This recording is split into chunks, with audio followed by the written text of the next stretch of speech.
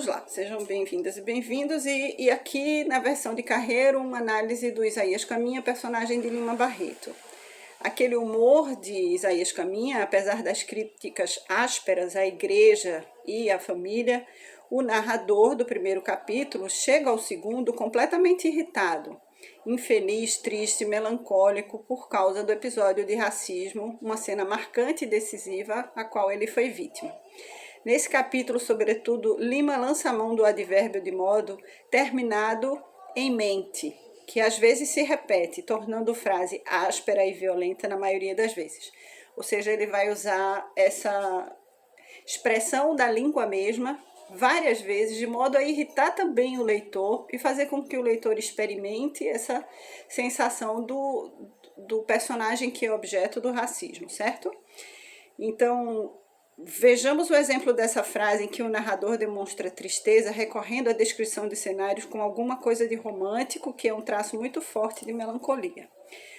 Abre aspas. O cenário de frente, o da orla da praia, envolvido já nas brumas da noite e do alto, queimando-se na púrpura do poente, surgia revolto aos meus olhos, bizarramente disposto, sem uma ordem geometricamente definida, mas guardando com as montanhas que espreitavam a cidade, com as reflexões caprichosas das colinas e o meandro dos vales, um acordo oculto, sutilmente lógico. Aí o narrador comporta-se em dois planos, por ele próprio definido neste cenário aberto, amplo, grande, angular inteiro. Mas Lima Barreto transfere ao narrador o espírito melancólico, embora com o desejo de qualificar o texto. Tudo isso fica muito claro quando ele procura descrever o que chama de ordem geometricamente definida. De um lado a irritação, do outro a melancolia, desenvolvendo aquilo o que Raimundo Carreiro chama de pulsação narrativa. O texto responde pelo pulso do personagem. Mesmo assim, podemos constatar que a melancolia e a irritação por causa da injustiça são elementos permanentes do estilo de Lima Barreto, certo? Então, veja como ele faz uma análise pelo uso dessa forma linguística e traduz isso numa análise da sensação do narrador, do que ele entrega para a personagem, certo? E devolve ao leitor, ok? Alguma pergunta, algum comentário? Vocês observaram isso em algum outro dos livros que foram repassados na biblioteca virtual? Ou já tinham lido algum livro com esse tipo de recurso?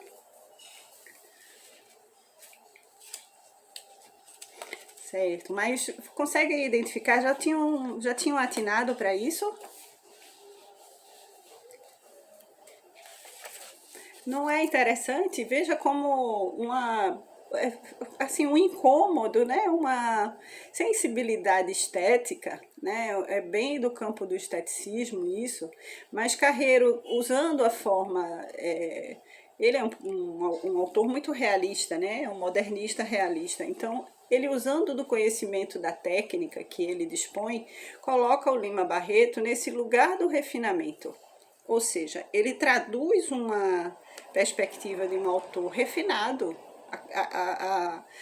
a bem da verdade, o academicismo que não percebeu esses valores. É mais ou menos o que Carreiro está querendo dizer. Mas que existe um tratamento estilístico do texto e propositalmente investido numa sensação que vai ser desperta no leitor a provocar o que ele chamou de luta verbal. Certo? Ficou claro?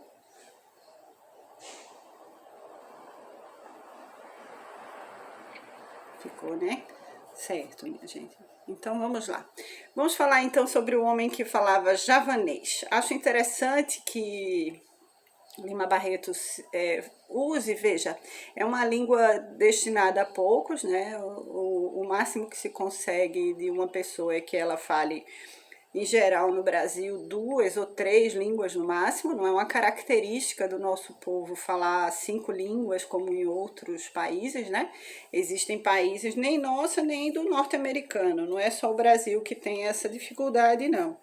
Em geral, somente os povos assim, com um grau de educação muito avançado, de fato, conseguem ter esses hibridismos. Aqui, se a gente for fazer um exercício, quantas línguas a gente fala, né?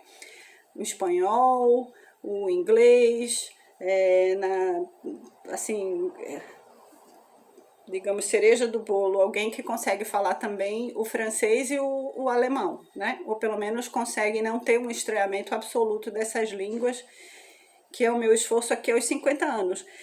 Mas é muito difícil para a gente que nasce brasileiro ter inicialmente essa possibilidade de já estar sendo poliglota ou de ter esse refinamento. Então eu acho que é uma provocação do Lima Barreto, quando ele escolhe uma língua tão difícil, tão áspera, para colocar na perspectiva desse personagem dele ou desse livro dele, onde a gente vai entender a realidade de um personagem que se preocupa, né, com esse lugar do refinamento. Então, acredito que a perspectiva de Carreiro se confirma no restante da obra, né? No momento em que o próprio autor vai estar também ele mesmo tentando mostrar o seu refinamento, tentando dar a ver a possibilidade de que a obra dele não é uma obra sem trabalhar esteticamente a língua, né? Então eu vou ler aqui um pedacinho. Em uma confeitaria, certa vez, ao meu amigo Castro, contava eu as partidas que havia pregado, as convicções e as respeitabilidades para poder viver. Houve mesmo uma dada ocasião, quando estive em Manaus, em que fui obrigado a esconder a minha qualidade de bacharel para mais confiança obter dos clientes, que afluíam ao meu escritório de feiticeiro e adivinho. Contava eu isso. O meu amigo ouvia-me calado, embevecido, gostando daquele meu Gil Blas. Vivido até que, em uma pausa das conversas, ao esgotarmos os copos, observou a esmo. Tens levado uma vida bem engraçada, Castelo. Só assim se pode viver, isto de uma ocupação única, sair de casa a certas horas, voltar a outras, aborrece, não acha? Não sei como me tenho aguentado lá no consulado. Cansa-se e alguma coisa acontece quando eu tô lendo. Eita, tem que gostar de mágica. Bom, mas de todo jeito eu vou disponibilizar esse texto para vocês, mas o que eu queria dar como análise é basicamente essa possibilidade, tá certo? Vejam que não é aleatório, assim, é um gesto muito propositado de discutir, de mostrar que às vezes a cátedra incomoda no diálogo, de mostrar o quanto se dá importância ou menos importância a isso no Brasil, sobretudo nesse Brasil do Lima Barreto, né? Um Brasil de um século atrás e que cada vez mais estratificava, que ainda tinha resquícios dessa cultura escravagista, que até hoje é ainda dominante, né? De alguma maneira a gente não vê um Brasil de oportunidades iguais, não é assim, né? É sempre uma situação favorável se você nasce branco, rico e se você tem um acesso à educação e aos bens de consumo, né? Então, o que acontece é que essa possibilidade da gente ler criticamente a obra de Lima Barreto por essa perspectiva de Carreiro já nos coloca numa situação de imersão numa perspectiva bem crítica e bem refinada. Então a gente vai estar falando sobre esse grau de esteticismo do autor Lima Barreto. Não é somente a questão social, não é somente a questão psicanalítica, né? Ou seja, esses diálogos sobre o que acho que um Dostoiévski também trazia, que é essa questão da ruptura, né? Da luta em si mesma, né? De personagens que estão sempre do lado de fora daquele círculo societário, né? Não são só esses aspectos que são mais aspectos sociológicos ou históricos, mas é um recurso de análise da língua em si mesma. Ou seja, é uma oportunidade da gente conseguir ver o texto pelo próprio texto, pelo uso do seu verbo, do seu advérbio, do posicionamento do seu narrador, certo?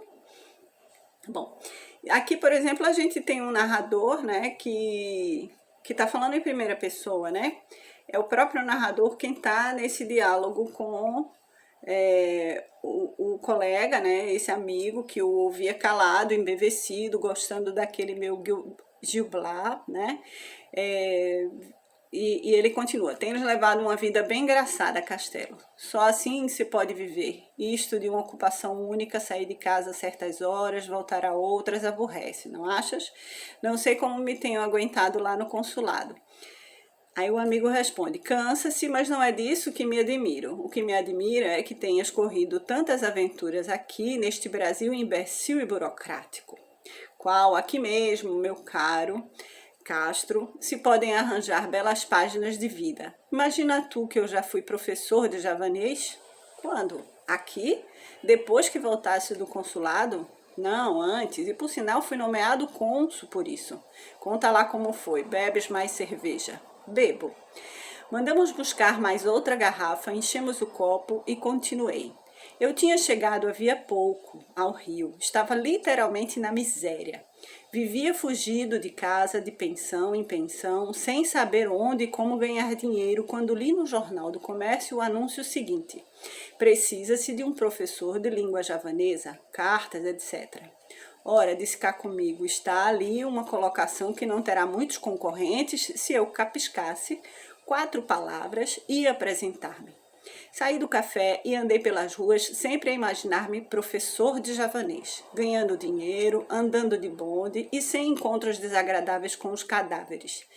Insensivelmente dirigi-me à Biblioteca Nacional. Não sabia bem que livro iria pedir, mas entrei, entreguei o chapéu ao porteiro, recebi a senha e subi.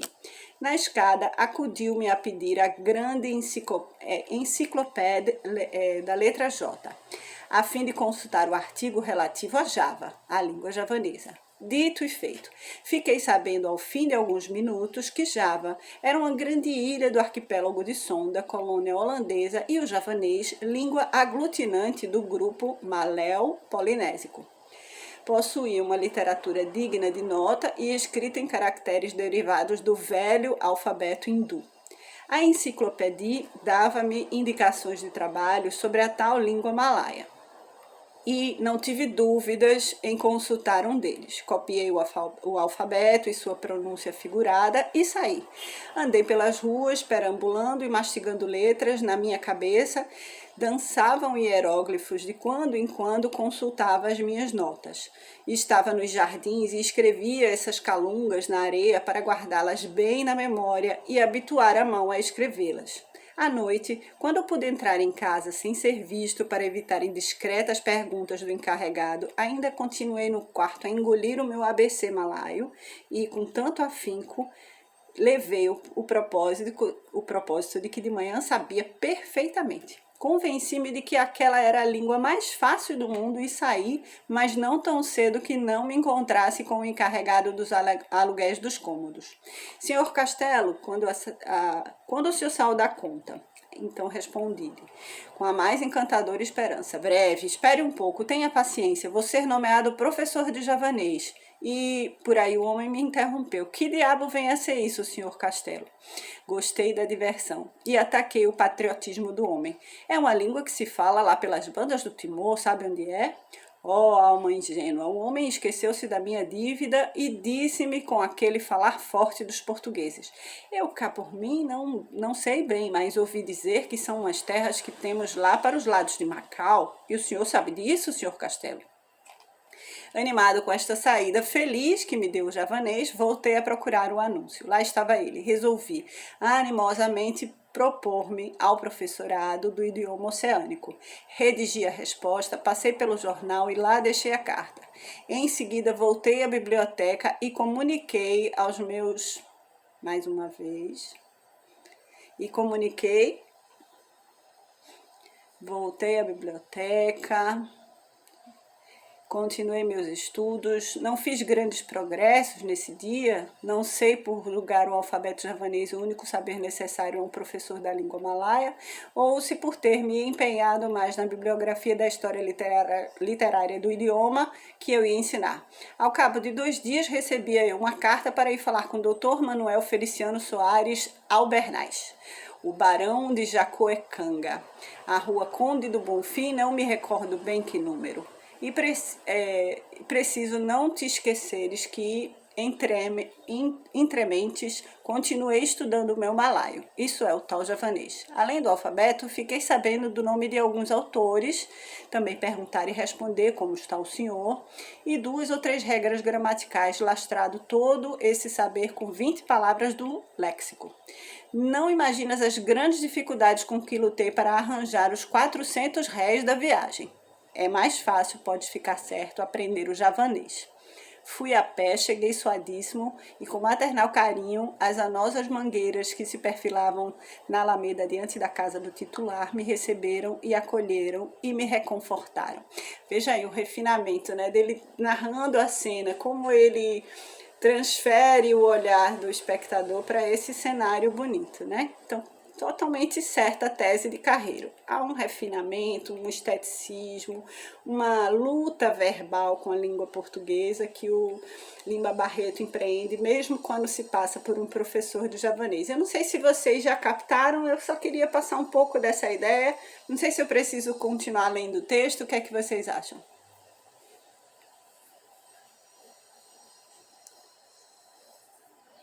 Continua, tá certo. Então, vamos ver se ele consegue um emprego, né? Não imaginas as grandes dificuldades, né? Para conseguir o dinheiro foi muito mais difícil do que aprender o javanês. Em toda a minha vida foi o único momento em que cheguei a sentir a simpatia da natureza. Refinadíssimo. Era uma casa enorme que parecia estar deserta, estava maltratada, mas não sei por que me veio pensar que nesse meu tratamento havia mais desleixo e cansaço do que viver mesmo de pobreza. Devia haver anos que não era pintada. As paredes descascavam, os beirais do telhado, daquelas telhas vidradas e de outros tempos estavam desguarnecidos aqui e ali com dentaduras decadentes ou mal cuidadas. Olhei um pouco o jardim e vi a pujança vingativa com que a tiririca e o carrapato, ou carrapicho, tinham expulsado os trinhorões e as begônias. Os crotões continuavam, porém, a viver com sua folhagem e suas cores mortiças. Bati, custaram-me a abrir. Veio por fim um antigo preto africano, cujas barbas e cabelo de algodão davam à fisionomia uma aguda impressão de velhice, doçura e sofrimento. Na sala havia uma galeria de retratos. Arrogantes senhores de barba em colar se perfilavam, enquadrados com imensas molduras douradas, e doces perfis de senhoras em bandôs, com grandes leques, pareciam querer subir aos ares, enfunadas pelos redondos vestidos a baião. Mas daquelas velhas coisas sobre as quais a poeira punha mais antiguidade a respeito, a que gostei mais foi de ver um belo jarrão de porcelana da China ou da Índia, como se diz. Aquela pureza da louça, a sua fragilidade, a ingenuidade do desenho e aquele seu fosco brilho de luar diziam para mim que aquele objeto tinha sido feito às mãos de criança a sonhar, para o encanto dos olhos fatigados dos velhos desiludidos. Nossa Senhora! A ver, né, o quanto ele está fazendo ao mesmo tempo a crítica com o destaque da própria beleza que se é colocada em contraponto como sendo o repertório dessa elite, né? É muito interessante. Ele faz a elite se voltar contra a própria postura enfatiotada e empoeirada dela, né? Esperei por um instante o dono da casa, tardou um pouco, um tanto trôpego, com o lenço na alcobaça, na mão, tomando veneravelmente o cimonte de atanho. Foi cheio de respeito que o vi chegar. Tive vontade de ir-me embora, mesmo se não fosse ele o discípulo para sempre um crime mistificar aquele ancião cuja velhice trazia à tona do meu pensamento alguma coisa de augusto, de sagrado. Hesitei, mas fiquei. Avancei, o professor de javanês que o senhor disse precisar. Sente-se, respondeu o velho. O senhor é daqui do Rio? Não, sou de Canavieiras. Como? Fez ele. Fale um pouco alto, que eu sou surdo. Sou de Canavieiras, na Bahia, insisti. Onde fez seus estudos? Em São Salvador. Em onde aprendeu javanês? Indagou ele com aquela teimosia peculiar aos velhos. Não contava com essa pergunta, mas imediatamente arquei uma mentira. Contei-lhe que meu pai era javanês, tripulante de um navio mercante, viera a ter na Bahia, estabelecera-se nas proximidades de Canavieiras como pescador, casara, prosperara e fora com ele que aprendeu javanês. E ele acreditou? E o físico? Perguntou meu amigo, que até então me ouvira calado. Não sou, objetei lá, muito diferente de um javanês. Esses meus cabelos corridos, duros e grossos, a minha pele basané, podem dar-me muito bem o aspecto de um mestiço malaio. Tu sabes bem que entre nós há de tudo. Índios, malaios, taitanos, malgaches, ganches e até godôs. É uma compassaria de raças e tipos de fazer inveja ao mundo inteiro. Bem fez o meu amigo, continua. O velho, emendei eu, ouviu-me atentamente, considerou demoradamente o meu físico, pareceu que me julgava de fato filho de malaio e perguntou-me com doçura. Então está disposto a ensinar-me javanês? A resposta saiu-me sem querer. Pois não? O senhor há de ficar admirado, aduziu o barão de Jacuecanga, que eu, nessa idade, ainda queira aprender qualquer coisa, mas não tenho que admirar. Tem-se visto exemplos e exemplos muito fecundos. O que eu quero, meu caro senhor? Castelo, adiantei eu. O que eu quero, meu caro senhor Castelo, é cumprir um juramento de família. Não sei se o senhor sabe que eu sou neto de conselheiro Albernaz, aquele que acompanhou Pedro I quando abdicou. Voltando de Londres, trouxera para aqui um livro de língua esquisita, a qual tinha grande estima, a qual não teria grande estima, ou a qual tinha grande estimação. Fora um hindu ou um siamês que lhe dera em Londres em agradecimento a não sei que serviço prestado por meu avô. Ao morrer, meu avô chamou meu pai e lhe disse: filho, tenho este livro aqui escrito em javanês. Disse-me quem me deu, e ele evita desgraças e traz felicidades para quem o tem.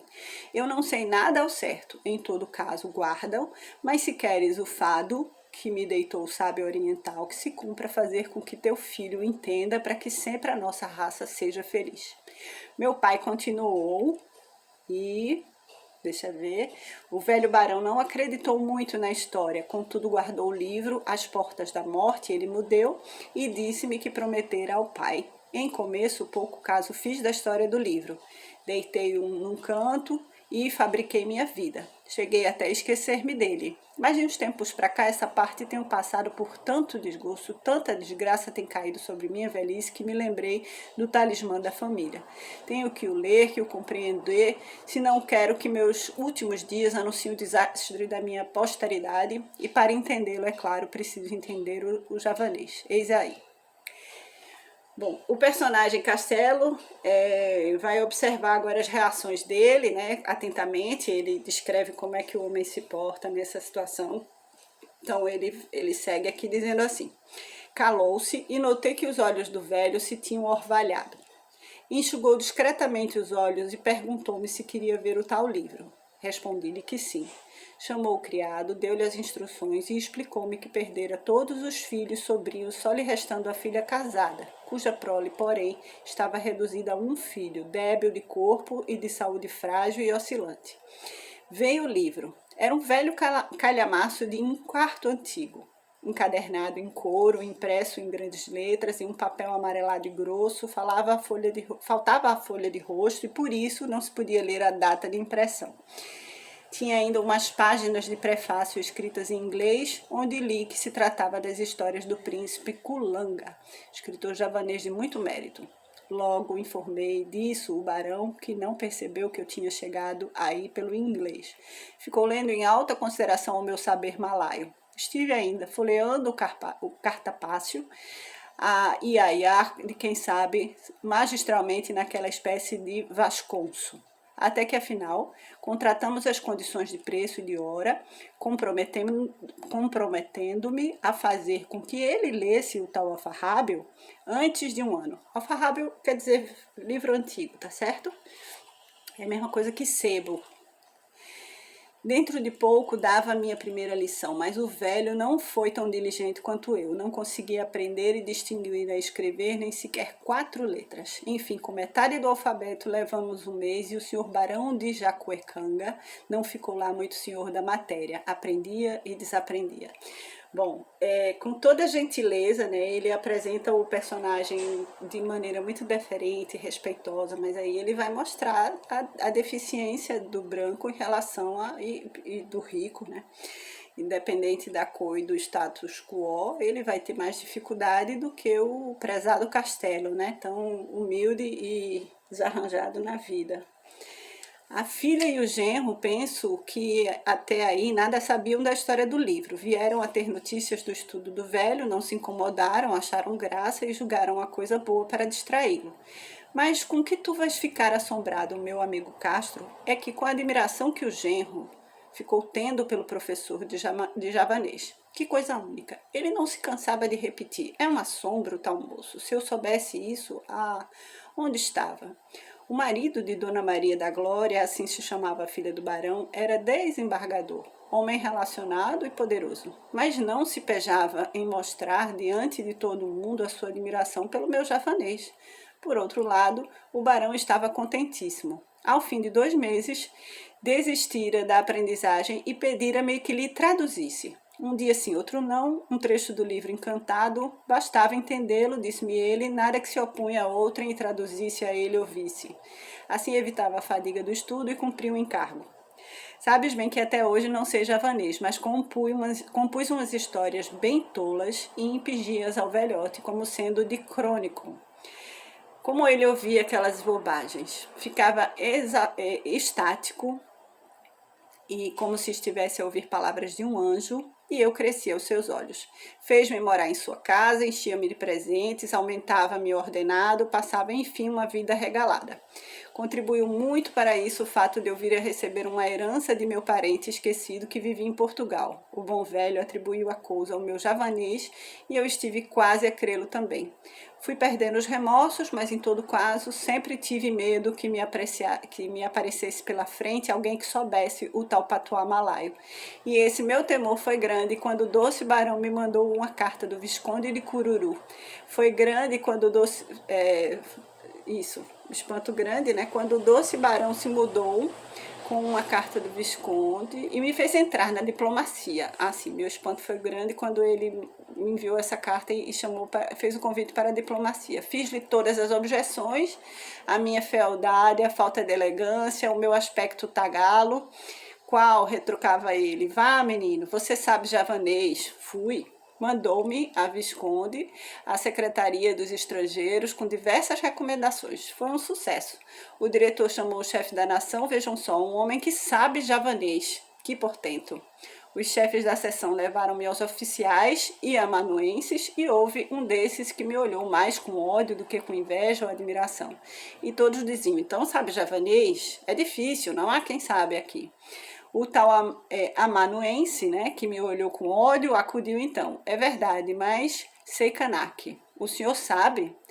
Disse-lhe que não fui à presença do ministro. A alta autoridade levantou-lhe, pôs a mão às cadeiras, consertou o piscinês no nariz e perguntou: então sabe javanês?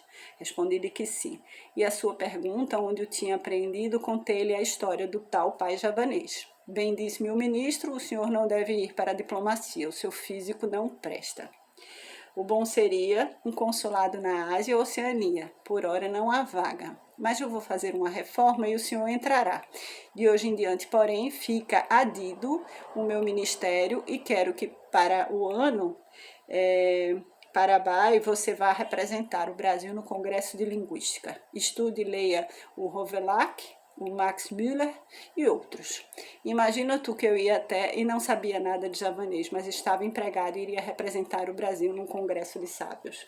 Ainda tem mais umas 5 páginas, minha gente, é um conto extenso, uma história extensa, mas é interessante, como eu falei, né? Ele usa uma psicologia reversa, né? Ele vai de modo respeitoso, por amor a si mesmo, por amor aos próprios talentos, né? Por uma postura humanitária, mostrando esse desrespeito que ele encontra do outro lado. Então, embora em alguns momentos, como Isaías caminha, né, ele use de uma metodologia mais agressiva, aqui a luta verbal ela se dá no campo da diplomacia, como a gente pode ver na própria metáfora que ele vai criando ao fim e ao cabo do conto, que é ele tá inserido nesse universo dos meandros diplomáticos, né? Dessas fileiras, dessas castas do modo e do trato da diplomacia. Então, é como se fosse uma figura mesma da metodologia que ele usa, porque na hora que ele vai aprender uma língua estrangeira, mas que coincide com as origens dele, né? Ainda que não seja exatamente a origem dele, mas conta de maneira muito brilhante, né, com uma espécie de lenda, uma espécie de valorosa herança deixada para esse homem branco, que seria essa coisa tão animada, né, tão irracional, que é a questão da sorte, do objeto, do relicário, né, do xamã ou do objeto que traga sorte, né? Eu acho que daí já deu para entender o que é análise, né? Vocês têm à disposição de vocês. Gostou? O que é que vocês querem comentar?